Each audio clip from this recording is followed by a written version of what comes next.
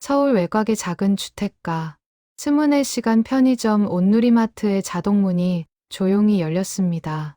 시계는 새벽 2시를 가리키고 있었습니다. 야간 근무를 하던 젊은 사장 김태준은 고개를 들었습니다. 이 시간에 손님이 오는 경우는 드물었습니다. 문을 열고 들어온 사람은 70대로 보이는 할머니였습니다. 허리가 많이 굽어 있었고 낡은 회색 점퍼를 입고 있었습니다. 할머니는 천천히 삼각김밥 코너로 향했습니다. 조명 아래에서 보니 할머니의 손은 굳은 살로 가득했고 얼굴에는 깊은 주름이 파여 있었습니다. 태주는 고개를 갸웃했습니다. 할머니가 집어든 것은 참치김밥 2개, 계란김밥 1개였습니다. 총 3개의 김밥을 계산대로 가져왔습니다. 할머니는 지갑에서 1,000원짜리 지폐들을 한 장 한 장 꺼냈습니다. 5,000원을 만드는 데만 한참이 걸렸습니다. 할머니, 이 시간에 김밥을 드시게요? 태준이 조심스럽게 물었습니다.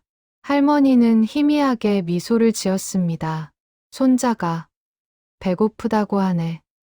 할머니의 목소리는 작고 떨렸습니다. 태준은 더 이상 묻지 않았습니다. 할머니는 비닐봉투에 김밥을 담아 들고 천천히 편의점을 나섰습니다. 자동문이 닫히고 다시 고요한 밤이 찾아왔습니다. 태주는 이 일을 금방 잊었습니다. 하지만 다음 날 밤, 정확히 새벽 2시, 자동문이 다시 열렸습니다. 같은 할머니였습니다. 같은 점퍼, 같은 표정. 할머니는 다시 삼각김밥 코너로 향했습니다. 그리고 어제와 똑같이 참치김밥 2개, 계란김밥 1개를 집어들었습니다. 할머니, 어제도 오셨던 손자가 배고프다고 하네. 할머니는 같은 대답을 했습니다. 태주는 이상한 느낌이 들었지만 역시 더 묻지 않았습니다. 할머니는 다시 1,000원짜리 지폐들을 꺼내 계산을 했습니다. 그리고 조용히 사라졌습니다. 사흘째 되는 날도 나흘째 되는 날도 같았습니다. 매일 새벽 2시, 정확히 같은 시간, 할머니는 편의점 문을 열고 들어왔습니다. 언제나 같은 점퍼, 같은 표정, 같은 김밥 3개, 그리고 같은 대답. 손자가 배고프다고 하네. 일주일이 지나자 태주는 할머니의 방문이 습관처럼 느껴졌습니다. 새벽 2시가 되면 자연스럽게 문 쪽을 바라보게 되었습니다. 그리고 어김없이 할머니가 나타났습니다. 비가 오는 날도, 바람이 부는 날도 할머니는 빠지지 않고 왔습니다. 한 달이 지났습니다. 태주는 호기심이 생겼습니다. 할머니는 김밥을 사서 어디로 가는 걸까? 손자에게 주러 간다고 했는데 이 시간에 손자가 어디 있단 말인가? 그리고 왜 매일 밤 2시일까? 어느 날 밤, 태주는 CCTV를 확인했습니다. 편의점 밖을 비추는 카메라였습니다. 화면에는 할머니가 김밥 봉투를 들고 천천히 걸어가는 모습이 보였습니다. 할머니는 편의점에서 약 50m 떨어진 골목으로 들어갔습니다. 태주는 다음 날 더 일찍 카메라를 확인했습니다. 할머니가 들어간 골목 근처에는 버려진 작은 건물이 있었습니다. 예전에 세탁소였던 곳인데 지금은 폐업한 채 방치되어 있었습니다. 할머니는 그 건물 앞에서 멈췄습니다. 화면은 흐릿했지만 태주는 놀라운 광경을 목격했습니다. 건물 처마 밑에 누군가 웅크리고 있었습니다. 노숙자였습니다. 할머니는 그 노숙자 옆에 김밥 봉투를 조용히 내려놓았습니다. 그리고 아무 말 없이 돌아섰습니다. 태준의 마음속에 의문이 깊어졌습니다. 할머니는 왜 노숙자에게 김밥을 주는 걸까? 손자라고 했던 말은 거짓이었을까? 아니면 저 노숙자가 손자란 말인가? 하지만 할머니는 단 한 번도 노숙자와 대화를 나누지 않았습니다. 그냥 김밥을 두고 갔을 뿐이었습니다. 2달째 접어들었습니다. 할머니의 방문은 계속되었습니다. 비가 쏟아지는 날도, 눈이 내리는 날도, 할머니는 새벽 2시에 나타났습니다. 점퍼는 점점 더 낡아 보였고, 할머니의 걸음은 더욱 느려졌습니다. 하지만 할머니는 멈추지 않았습니다. 태주는 동료들에게 이 이야기를 했습니다. 모두들 신기해했습니다. 어떤 이는 할머니가 성인이라고 했고, 어떤 이는 저 노숙자가 정말 할머니의 손자일 거라고 추측했습니다. 하지만 누구도 정확한 답을 알지 못했습니다. 석 달째가 되던 어느 날 밤, 태주는 결심을 했습니다. 할머니를 따라가 보기로 한 것입니다. 진실을 알고 싶었습니다. 이 기이한 일의 배경에는 분명 어떤 이야기가 숨어 있을 것 같았습니다. 새벽 2시, 할머니가 다시 나타났습니다. 태주는 잠깐 편의점을 비우고 할머니의 뒤를 조심스럽게 따라갔습니다. 거리를 두고 소리를 죽이며 태주는 할머니의 뒤를 밟았습니다. 차가운 새벽 공기가 폐를 파고들었습니다. 할머니는 익숙한 골목으로 들어갔습니다. 폐업한 세탁소 앞, 처마 밑에는 여전히 노숙자가 웅크리고 있었습니다. 남루한 담요를 몸에 두르고 골판지 위에 누워있는 모습이었습니다. 할머니는 천천히 다가갔습니다. 그리고 조용히 김밥 봉투를 노숙자 옆에 내려놓았습니다. 태주는 숨을 죽이고 지켜봤습니다. 할머니가 무슨 말을 할까? 귀를 기울였습니다. 하지만 할머니는 아무 말도 하지 않았습니다. 그저 한참 동안 노숙자를 내려다볼 뿐이었습니다. 희미한 가로등 불빛 아래 할머니의 얼굴에는 형언할 수 없는 표정이 떠올라 있었습니다. 그것은 슬픔도 안타까움도 그 어떤 단어로도 표현하기 어려운 감정이었습니다. 잠시 후 노숙자가 움직였습니다. 잠에서 깬 듯 몸을 뒤척였습니다. 할머니는 재빨리 몸을 돌렸습니다. 그리고 서둘러 골목을 빠져나갔습니다. 마치 들키면 안 되는 것처럼 황급하게 사라졌습니다. 태주는 그 자리에 얼어붙어 있었습니다. 무언가 가슴이 먹먹해졌습니다. 할머니의 뒷모습에는 말할 수 없는 외로움이 묻어 있었습니다. 태주는 편의점으로 돌아왔지만 그날 밤 내내 잠을 이루지 못했습니다. 다음 날 새벽, 태주는 다시 그 골목을 찾았습니다. 아직 어둠이 가시지 않은 새벽 5시였습니다. 노숙자는 여전히 그 자리에 있었습니다.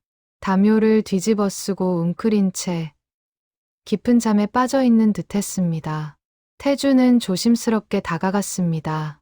가까이서 보니 노숙자는 50대 중반쯤으로 보였습니다. 얼굴은 때로 얼룩져 있었고 머리카락은 엉켜 있었습니다. 낡은 점퍼와 찢어진 바지, 구멍난 운동화, 전형적인 노숙자의 모습이었습니다.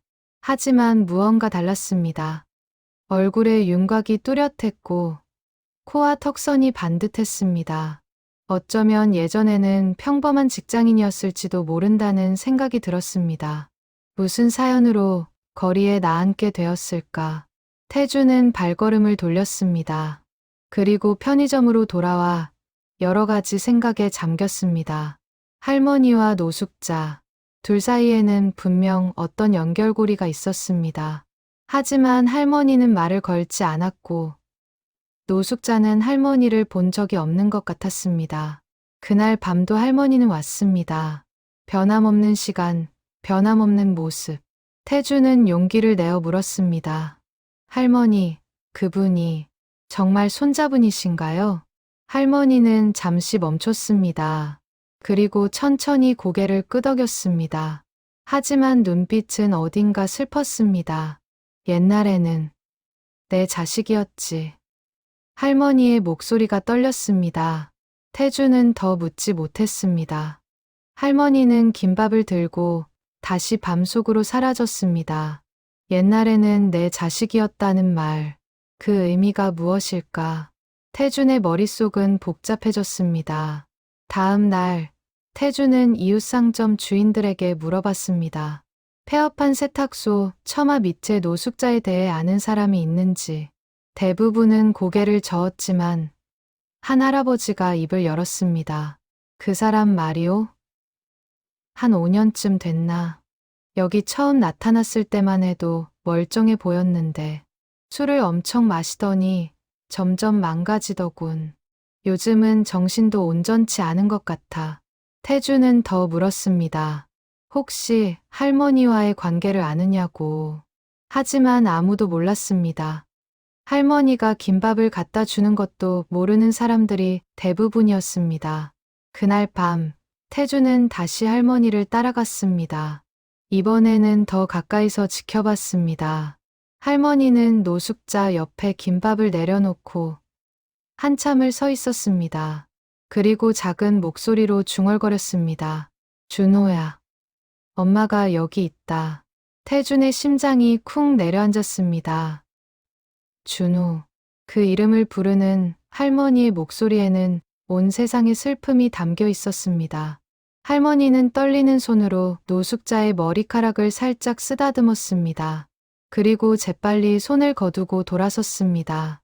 태주는 그 모습을 보고 눈시울이 뜨거워졌습니다. 저 노숙자가 할머니의 아들이었던 것입니다. 준호라는 이름에 한때는 할머니의 자랑이었을 아들. 지금은 거리에 나앉아 술에 취해 살아가는 남자. 대체 무슨 일이 있었던 걸까? 어떻게 어머니와 아들이 이렇게 멀어질 수 있을까? 왜 할머니는 말을 걸지 않는 걸까? 왜 그저 김밥만 두고 가는 걸까? 수많은 질문이 태준의 머릿속을 맴돌았습니다. 며칠 후, 태준은 용기를 내어 노숙자에게 말을 걸었습니다. 햇살이 따스한 낮이었습니다. 노숙자는 처마 밑에 앉아 멍하니 하늘을 보고 있었습니다. 저기요. 혹시 괜찮으시면. 태준이 다가가자 노숙자는 경계하는 눈빛을 보냈습니다. 태준은 손에 든 컵라면을 내밀었습니다. 드시라고 가져왔어요. 노숙자는 잠시 망설이다가 라면을 받았습니다. 태준은 옆에 조심스럽게 앉았습니다. 한참 동안 침묵이 흘렀습니다. 노숙자가 라면을 다 먹을 때까지 태준은 기다렸습니다. 저, 혹시 매일 새벽에 김밥을 갖다 주는 분 아세요? 노숙자는 고개를 들었습니다. 눈빛이 흔들렸습니다. 할머니. 노숙자의 목소리는 쉬어 있었습니다. 그분이 누구신지 아세요? 노숙자는 고개를 저었습니다. 하지만 눈빛은 뭔가를 알고 있는 것처럼 보였습니다. 태주는 조심스럽게 물었습니다. 혹시 어머니 아니세요? 노숙자의 몸이 굳었습니다. 손이 떨렸고 입술이 파르르 떨렸습니다. 잠시 후 노숙자는 고개를 돌렸습니다. 모르는 사람이야. 그냥 착한 사람일 뿐이야. 하지만 그 목소리에는 거짓이 묻어 있었습니다. 태주는 더 이상 묻지 않았습니다. 노숙자는 자리에서 일어나 어디론가 걸어갔습니다. 비틀거리는 걸음, 구부정한 등. 그 뒷모습에서 태주는 깊은 상처를 느꼈습니다. 그날 밤, 태주는 CCTV 녹화 파일을 처음부터 다시 봤습니다. 석 달 동안 매일 밤 2시에 나타난 할머니. 비가 오든 눈이 오든 할머니는 단 하루도 빠지지 않았습니다. 때로는 몸이 불편해 보이는 날도 있었습니다. 기침을 하며 힘겹게 걷는 모습도 있었습니다. 하지만 할머니는 멈추지 않았습니다. 그 작은 김밥 봉투를 들고 할머니는 매일 밤 아들을 찾아갔습니다. 말 한마디 건네지 못하면서도 할머니는 계속 갔습니다. 그것이 할머니가 할 수 있는 유일한 일이었을까? 태주는 화면을 보며 눈물을 흘렸습니다. 세상에는 말로 표현할 수 없는 사랑이 있다는 것을 깨달았습니다. 가까이 갈 수 없어도, 말을 건넬 수 없어도, 그저 지켜보는 것만으로도 존재하는 사랑. 할머니의 사랑이 그러했습니다. 태주는 할머니에 대해 더 알고 싶었습니다. 어떤 사연이 있기에 어머니와 아들이 이렇게 멀어졌을까? 태주는 동네 주민들에게 조심스럽게 물어보기 시작했습니다. 마침내 한 노인이 입을 열었습니다. 구멍가게를 운영하는 80대 할아버지였습니다. 박순자 씨 말하는 거요? 그 양반 사연 참 구슬프지. 30년도 더 된 일이네. 태주는 귀를 기울였습니다. 할아버지는 천천히 이야기를 풀어놓았습니다. 박순자 할머니는 이 동네에서 평생을 살았습니다. 남편을 일찍 여의고 혼자 아들 하나를 키웠습니다. 새벽부터 밤까지 식당에서 일하며 아들 준호를 대학까지 보냈습니다. 준호는 착하고 똑똑한 아이였습니다. 대학을 졸업한 준호는 큰 회사에 취직했습니다. 순자 할머니는 너무나 기뻤습니다. 평생의 고생이 보상받는 느낌이었습니다. 준호는 결혼도 했고 딸도 하나 낳았습니다. 순자 할머니에게는 손녀가 생긴 것입니다. 하지만 행복은 오래가지 않았습니다. 준호가 사업을 시작했습니다. 건설 자재 유통업이었습니다. 처음에는 잘 되는 것 같았습니다. 준호는 돈을 벌었고 큰 집으로 이사했습니다. 순자 할머니도 함께 살자고 했지만 할머니는 거절했습니다. 난 이 동네가 좋다. 너희들끼리 행복하게 살아라. 할머니는 그렇게 말했습니다. 하지만 마음속으로는 아들, 가족과 함께 살고 싶었을 것입니다. 그저 며느리에게 부담 주기 싫어서 혼자 낡은 집에 남았던 것입니다. 세월이 흘렀습니다. 준호의 사업은 계속 커졌습니다. 순자 할머니는 아들이 자랑스러웠습니다. 주변 사람들에게 아들 자랑을 하며 살았습니다. 하지만 준호가 집에 찾아오는 횟수는 점점 줄었습니다. 처음에는 한 달에 한 번, 그 다음에는 2달에 한 번, 나중에는 명절에만 왔습니다. 순자 할머니는 서운했지만 내색하지 않았습니다. 바쁜 아들을 이해하려고 노력했습니다. 그러던 어느 날 준호의 회사가 부도가 났습니다. IMF 외환위기 때였습니다.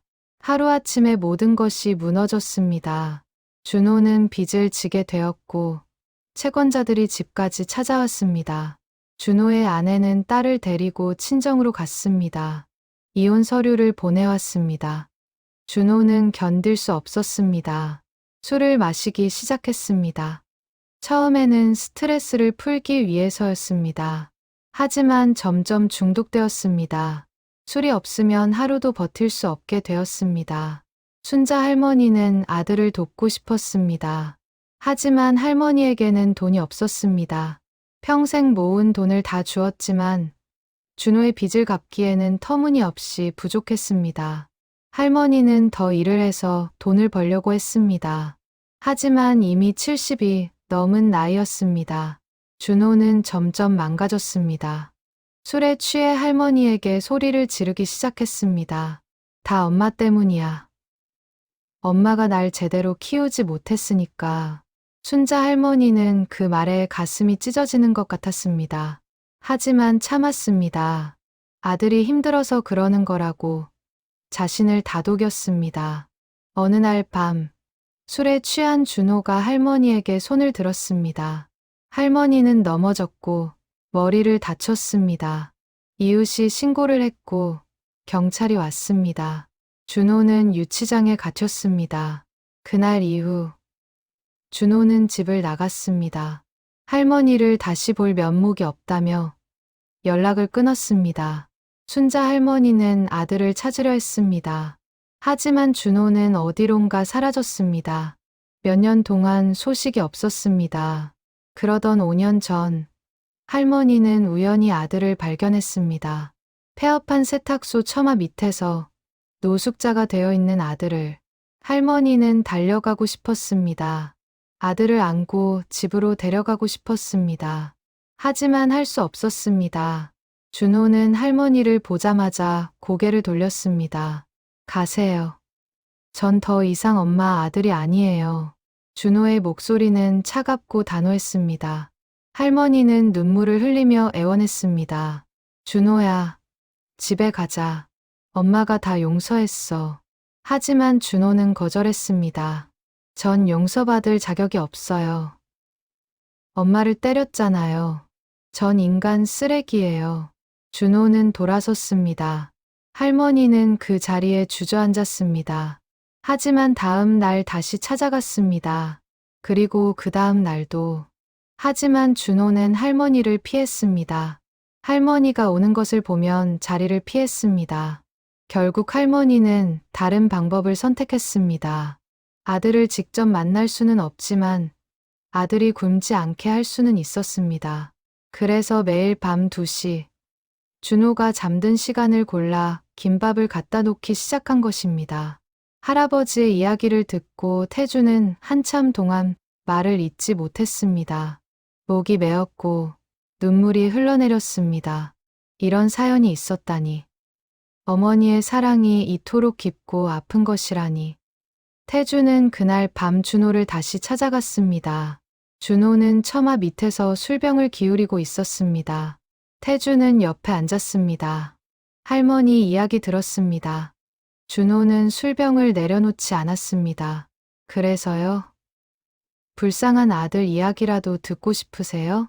준호의 목소리에는 자조가 섞여 있었습니다. 태주는 천천히 말했습니다. 할머니가 매일 밤 2시에 김밥을 갖다 놓으신 거 아시죠? 준호는 대답하지 않았습니다. 하지만 손이 떨렸습니다. 3개월 동안 단 하루도 빠지지 않으셨어요. 비가 와도 눈이 와도 그만해요. 준호가 낮게 말했습니다. 할머니가 얼마나 힘드셨을지 아세요? 70이 넘은 나이에 매일 밤 그만하라니까요. 준호가 소리쳤습니다. 술병이 바닥에 떨어져 깨졌습니다. 준호는 고개를 떨구었습니다. 어깨가 떨렸습니다. 내가 뭘 했는지 알아요? 엄마를 때렸어요. 날 키우느라 평생 고생하신 엄마를 술에 취해서 손을 들었어요. 준호의 목소리가 갈라졌습니다. 그날 이후로 거울을 볼 수가 없어요. 내 얼굴을 볼 자격이 없어요. 엄마를 볼 자격도 없고 준호는 울기 시작했습니다. 억눌렀던 감정이 터져 나왔습니다. 한 남자의 오랜 자책과 고통이 눈물로 흘러내렸습니다. 매일 밤 김밥이 놓여 있는 걸 봐요. 그게 엄마가 갖다 놓은 거라는 걸 알아요. 하지만 차마 얼굴을 볼 수가 없어요. 내가 무슨 짓을 한 건지. 태주는 준호의 어깨에 손을 올렸습니다. 할머니는 당신을 용서하셨어요. 용서가 뭐가 중요해요. 전 절 용서할 수 없어요. 준호는 고개를 저었습니다. 태주는 한숨을 쉬었습니다. 용서는 남이 해주는 게 아니라 자기 자신에게 받는 것이라는 걸 알았습니다. 하지만 준호는 스스로를 용서하지 못하고 있었습니다. 며칠이 지났습니다. 태주는 순자 할머니를 직접 만나고 싶었습니다. 할머니의 집 주소를 알아냈습니다. 낡은 단독주택이었습니다. 페인트가 벗겨지고 지붕이 낡은 집. 할머니는 이런 곳에서 혼자 살고 있었습니다. 태준이 문을 두드리자 할머니가 나왔습니다. 편의점에서 보던 그 할머니였습니다. 누구세요? 편의점에서 일하는 김태준이라고 합니다. 할머니께 드릴 말씀이 있어서요. 할머니는 태준을 집 안으로 들였습니다. 집 안은 가난했지만 깨끗했습니다. 벽에는 오래된 가족 사진이 걸려 있었습니다. 젊은 시절의 할머니와 어린 준호의 모습이었습니다. 태주는 조심스럽게 말을 꺼냈습니다.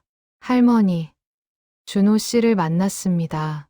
할머니의 눈빛이 흔들렸습니다. 우리 준호를 만났어요?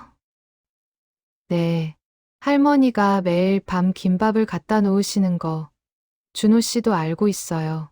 할머니의 눈에서 눈물이 흘러내렸습니다. 그 애가 뭐라고 하던가요? 할머니를 용서받을 자격이 없다고 했습니다. 할머니는 고개를 저었습니다. 무슨 용서? 내가 그 애한테 용서받고 싶은데. 태주는 놀랐습니다. 할머니가요? 그래요. 내가 그 애를 제대로 키우지 못했어요. 혼자 키우느라 정신없이 일만 했지. 그 애가 외로울 때, 힘들 때 옆에 없었어요. 그러니까 그 애가 무너진 거 아니겠어요. 할머니는 눈물을 닦았습니다. 그날 밤, 그 애가 날 때렸을 때 사실 아프지 않았어요. 그 애 마음이 얼마나 아팠을까. 그게 더 아팠지. 태주는 할머니의 손을 잡았습니다. 할머니의 손은 거칠고 차가웠습니다. 할머니, 준호 씨를 한 번만 만나보세요. 직접 이야기하세요. 할머니는 고개를 저었습니다. 그 애가 날 보고 싶어 하지 않아요. 나만 보면 피하잖아요. 할머니가 먼저 다가가세요. 도망가지 못하게 붙잡으세요. 할머니는 한참 동안 생각했습니다. 그리고 천천히 고개를 끄덕였습니다. 알았어요. 내일 가볼게요. 그날 밤, 할머니는 잠을 이루지 못했습니다. 5년 만에 아들과 제대로 마주할 생각을 하니 가슴이 두근거렸습니다. 무슨 말을 해야 할까? 어떻게 시작해야 할까? 할머니는 밤새 고민했습니다. 다음 날 아침, 순자 할머니는 일찍 일어났습니다. 오랜만에 머리를 빗고 깨끗한 옷을 입었습니다. 거울을 보니 주름투성이 얼굴이 보였습니다. 할머니는 한숨을 쉬었습니다. 이렇게 늙었구나. 할머니는 작은 보따리를 챙겼습니다. 깨끗한 옷 한 벌, 수건, 비누, 준호에게 줄 것들이었습니다. 그리고 김밥도 직접 만들었습니다. 참치김밥 2개, 계란김밥 1개. 정오가 되자 할머니는 집을 나섰습니다. 천천히 걸었습니다. 다리가 떨렸고 심장이 빠르게 뛰었습니다. 폐업한 세탁소까지는 멀지 않았지만 오늘은 유난히 길게 느껴졌습니다. 세탁소 앞에 도착했습니다. 준호는 처마 밑에 앉아 있었습니다. 멍하니 앞을 바라보고 있는 모습이었습니다. 할머니는 숨을 고르고 다가갔습니다. 준호가 할머니를 봤습니다. 몸이 굳었습니다. 일어나려는 듯했습니다. 하지만 할머니가 먼저 말했습니다. 준호야, 엄마다. 할머니의 목소리는 떨렸습니다. 준호는 고개를 돌렸습니다. 가세요. 전 엄마를 볼 자격이 무슨 자격이야. 넌 내 아들이야. 할머니는 준호 앞에 앉았습니다. 그리고 보따리를 내밀었습니다. 옷이랑 수건 가져왔어. 씻고 갈아입어. 준호는 보따리를 보지 않았습니다. 엄마, 미안해요. 미안하긴. 엄마가 미안하지. 할머니는 눈물을 흘렸습니다. 혼자 키우느라 정신 없었어. 내가 외로웠을 텐데. 힘들었을 텐데. 아니에요. 엄마는 잘못이 없어요. 제가 약해서. 준호도 울기 시작했습니다. 두 사람은 한참 동안 울었습니다. 오랜 시간 쌓였던 아픔이 눈물로 흘러나왔습니다. 할머니는 떨리는 손으로 준호의 머리를 쓰다듬었습니다. 집에 가자. 엄마랑 같이 살자. 준호는 고개를 저었습니다. 전 아직 준비가 안 됐어요. 저를 용서할 수가 없어요. 그럼 엄마가 기다릴게. 내가 준비될 때까지. 할머니는 김밥을 꺼냈습니다. 일단 이거 먹어. 엄마가 직접 만들었어. 준호는 김밥을 받았습니다. 그리고 한 입 베어 물었습니다. 눈물이 김밥에 떨어졌습니다. 그 맛은 어린 시절 엄마가 만들어주던 그 맛이었습니다. 그날 이후로도 할머니는 계속 찾아갔습니다. 하지만 이제는 새벽 2시가 아니라 낮에 갔습니다. 준호와 함께 앉아 이야기를 나눴습니다. 때로는 침묵했지만 그 침묵조차 따뜻했습니다.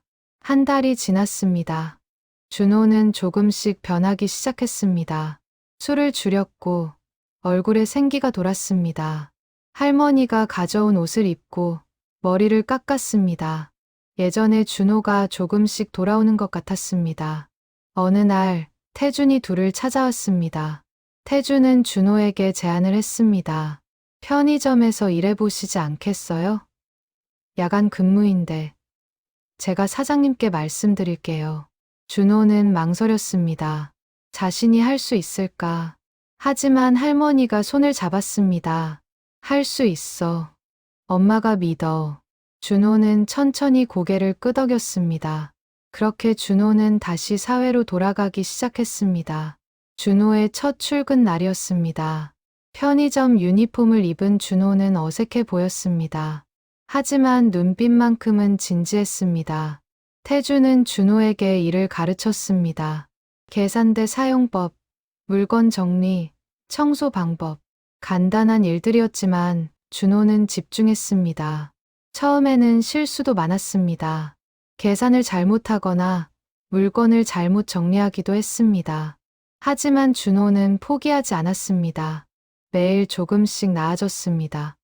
손님들을 대하는 태도도 점점 자연스러워졌습니다. 순자 할머니는 때때로 편의점에 들렀습니다. 일하는 아들의 모습을 보는 것만으로도 행복했습니다.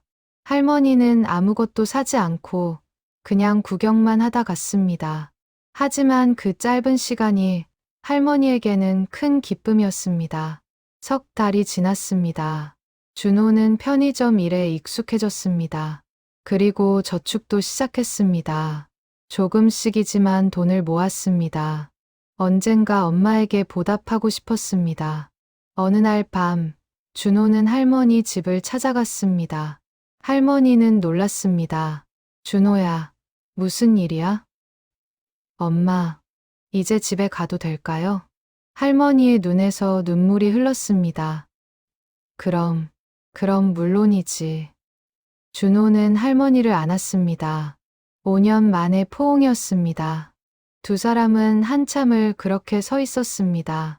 준호는 다시 엄마와 함께 살기 시작했습니다. 낡은 집이었지만 이제는 따뜻했습니다. 준호는 아침마다 엄마에게 아침을 차려드렸습니다. 그리고 출근 전에는 꼭 인사를 했습니다. 엄마, 다녀올게요. 그래, 조심해서 다녀와. 이런 평범한 대화가 두 사람에게는 기적 같았습니다. 하지만 모든 것이 순탄한 것만은 아니었습니다. 준호는 때때로 자책감에 시달렸습니다. 밤에 악몽을 꾸기도 했습니다. 엄마를 때리던 그날의 기억이 떠올라 잠을 이루지 못했습니다. 어느 날 밤, 준호는 할머니에게 말했습니다.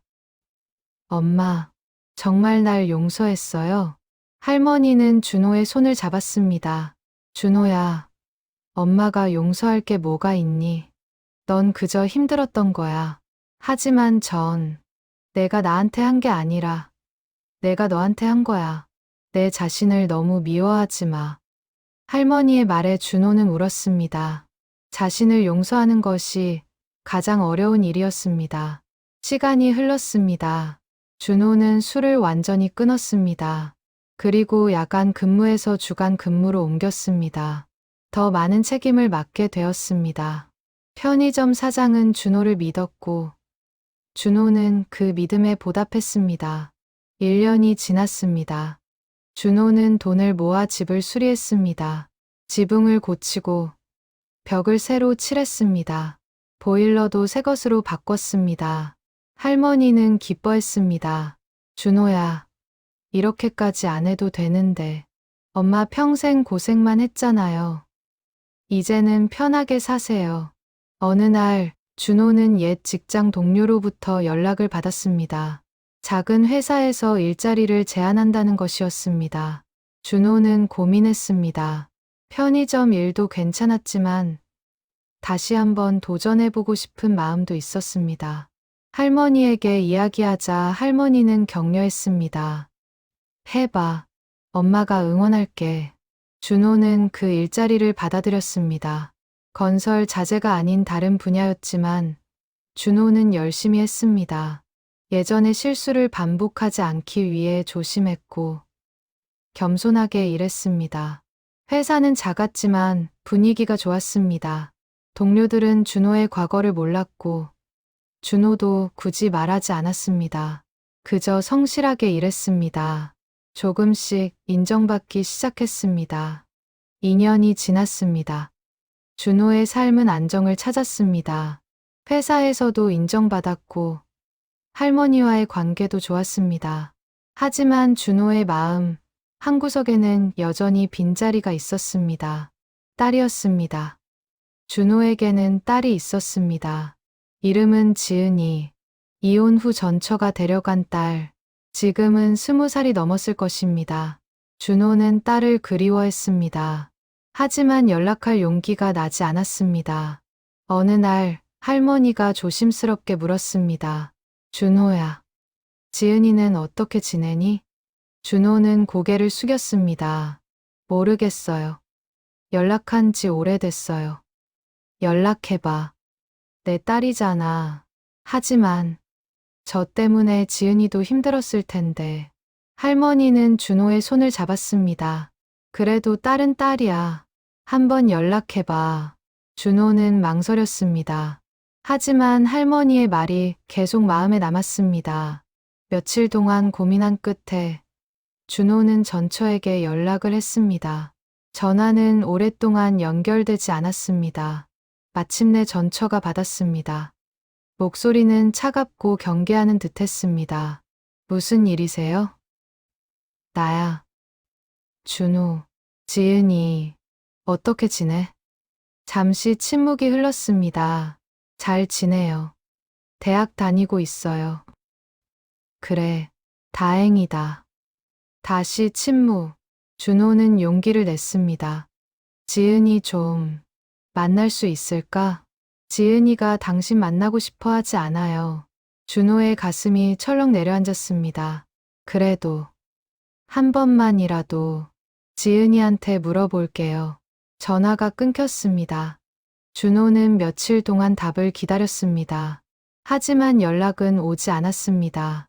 준호는 포기하려 했습니다. 하지만 할머니가 격려했습니다. 조금 더 기다려봐. 지은이도 마음을 정리할 시간이 필요할 거야. 한 달이 지났을 때 문자가 왔습니다. 전처였습니다. 지은이가 만나겠대요. 다음 주 토요일 2시 시청 앞 공원. 준호는 떨렸습니다. 기쁘면서도 두려웠습니다. 딸을 만나면 무슨 말을 해야 할까? 사과를 해야 할까? 아니면 그냥 안부를 물어야 할까? 토요일이 되었습니다. 준호는 일찍 준비를 했습니다. 옷을 깨끗이 입고 머리를 정돈했습니다. 할머니는 준호를 격려했습니다. 잘 다녀와. 솔직하게 이야기해. 공원에 도착했습니다. 벤치에 앉아 기다렸습니다. 심장이 빠르게 뛰었습니다. 손에는 땀이 났습니다. 2시 정각. 한 젊은 여자가 공원으로 들어왔습니다. 순간 준호는 숨이 멎었습니다. 지은이었습니다. 어린 소녀였던 딸이 어른이 되어 있었습니다. 지은이는 준호를 봤습니다. 잠시 멈칫했습니다. 그리고 천천히 다가왔습니다. 준호는 일어섰습니다. 지은아. 지은이는 대답하지 않았습니다. 그저 준호를 바라봤습니다. 눈빛에는 복잡한 감정이 담겨 있었습니다. 앉을래? 두 사람은 벤치에 앉았습니다. 한참 동안 침묵이 흘렀습니다. 준호가 먼저 입을 열었습니다. 미안해. 내가 어렸을 때 제대로 돌보지 못해서. 지은이는 여전히 말이 없었습니다. 아빠가 많이 힘들게 했지? 지은이가 마침내 입을 열었습니다. 힘들었어요. 정말로. 준호는 고개를 숙였습니다. 친구들이 물어봤어요. 아빠 어디 계시냐고. 정 거짓말했어요. 출장 가셨다고. 외국에 계신다고. 미안해. 창피했어요. 내 아빠가 노숙자라는 게. 준호의 가슴이 찢어지는 것 같았습니다. 엄마는 힘들게 일했어요. 나 혼자 키우느라. 전 그게 다 아빠 때문이라고 생각했어요. 맞아. 다 내 잘못이야. 지은이는 준호를 똑바로 봤습니다. 그런데 할머니한테 연락 왔어요. 아빠가 이제 달라졌다고. 열심히 살고 있다고. 준호는 놀라 고개를 들었습니다. 할머니가 지은이에게 연락했던 것입니다. 할머니가 말씀하셨어요. 아빠도 많이 힘들었다고. 용서해달라고. 지은이의 눈에 눈물이 맺혔습니다. 전 아직 잘 모르겠어요. 아빠를 어떻게 대해야 할지. 괜찮아. 천천히 생각해도 돼. 두 사람은 한참을 앉아 있었습니다. 어색했지만 그 시간이 필요했습니다. 그날 이후 준호와 지은이는 가끔씩 만났습니다. 처음에는 한 달에 한 번, 그 다음에는 2주에 한 번. 천천히 거리가 좁혀졌습니다. 대화도 조금씩 늘어났습니다. 어느 날 지은이가 할머니 집을 찾아왔습니다.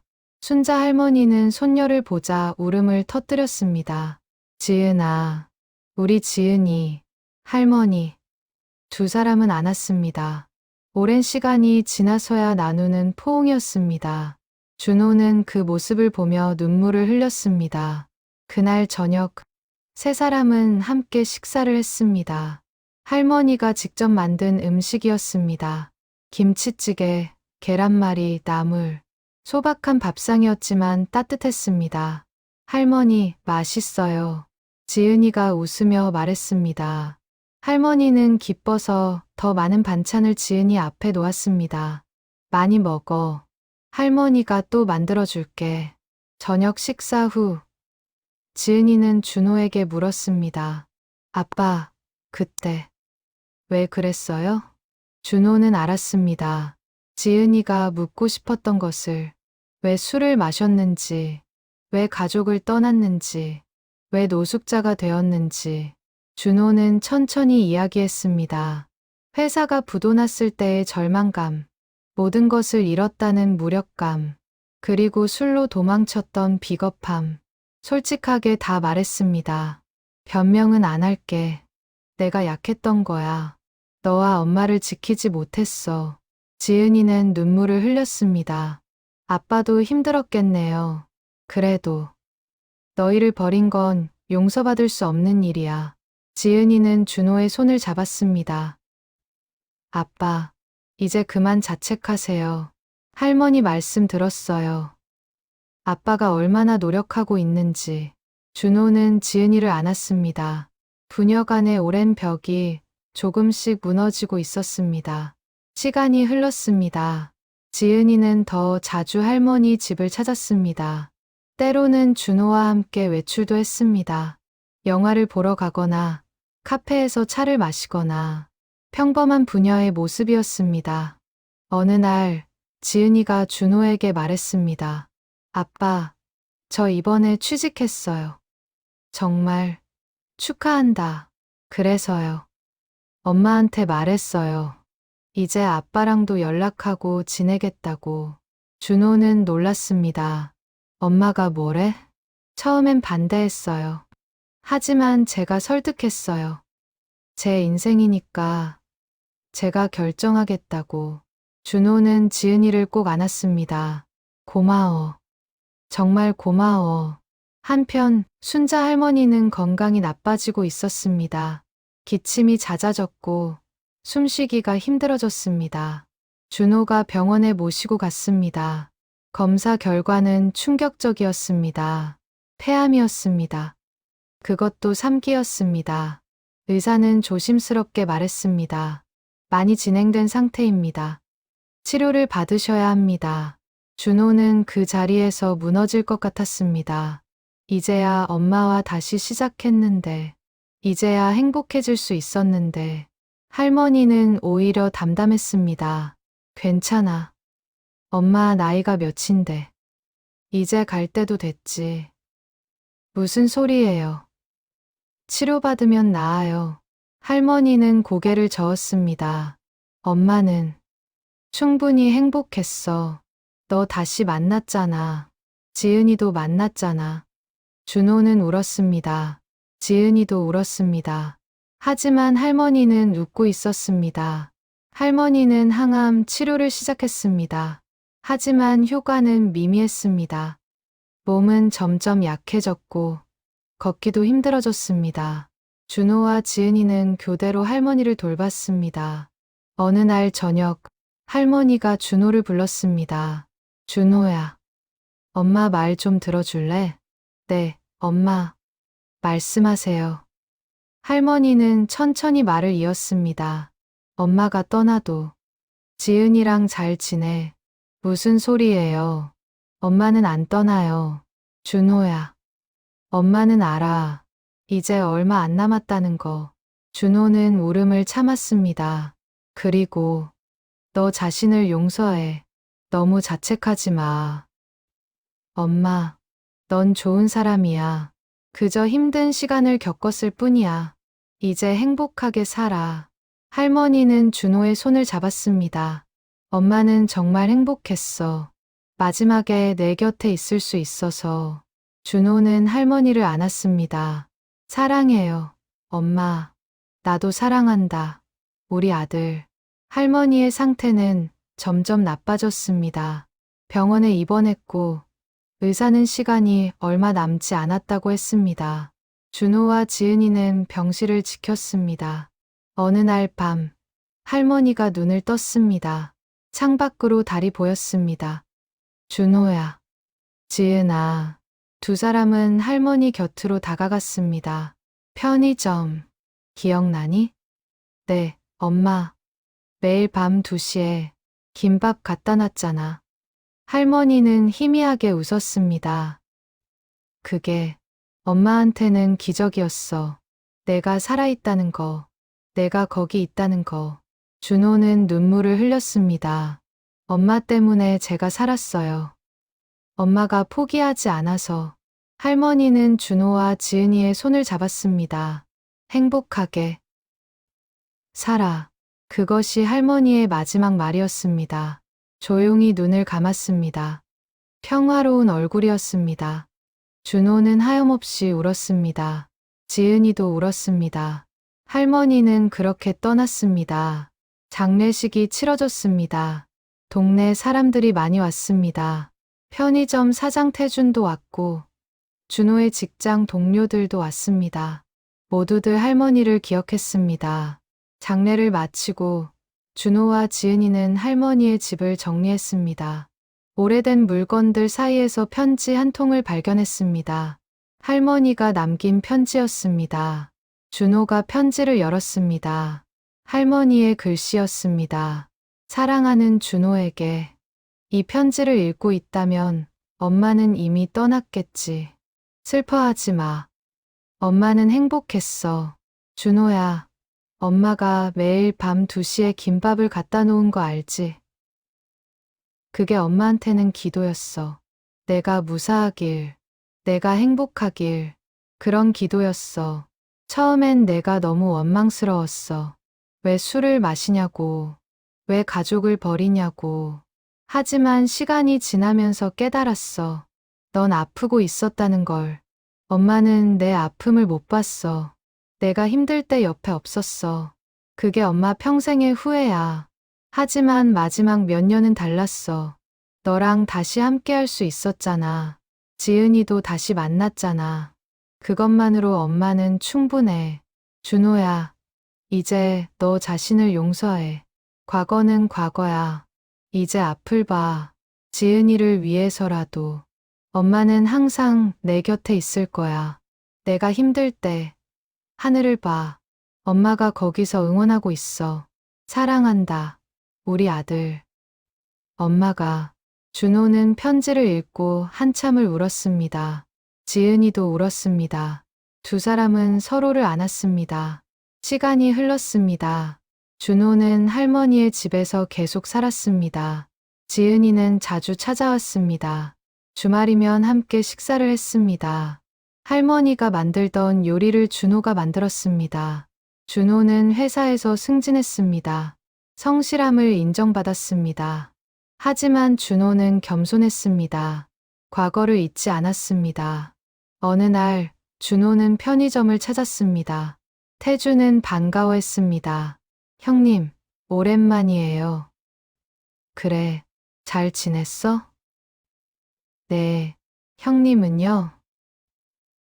응, 덕분에 잘 지내. 준호는 편의점 안을 둘러봤습니다. 삼각김밥 코너. 할머니가 서 있던 그곳. 준호는 참치김밥 2개, 계란김밥 1개를 집어들었습니다. 이거 지금도 팔아? 그럼요. 인기 많아요. 준호는 웃었습니다. 그리고 김밥을 샀습니다. 밤이 되었습니다. 준호는 폐업한 세탁소 앞으로 갔습니다. 그곳에는 이제 아무도 없었습니다. 처마 밑은 깨끗하게 정리되어 있었습니다. 준호는 그곳에 김밥을 놓았습니다. 그리고 하늘을 올려다봤습니다. 별이 빛나고 있었습니다. 엄마, 잘 계시죠? 바람이 불었습니다. 마치 대답하는 것처럼 준호는 웃었습니다. 그리고 집으로 돌아왔습니다. 다음 날 준호는 봉사활동을 시작했습니다. 노숙자들에게 식사를 나눠주는 일이었습니다. 지은이도 함께 했습니다.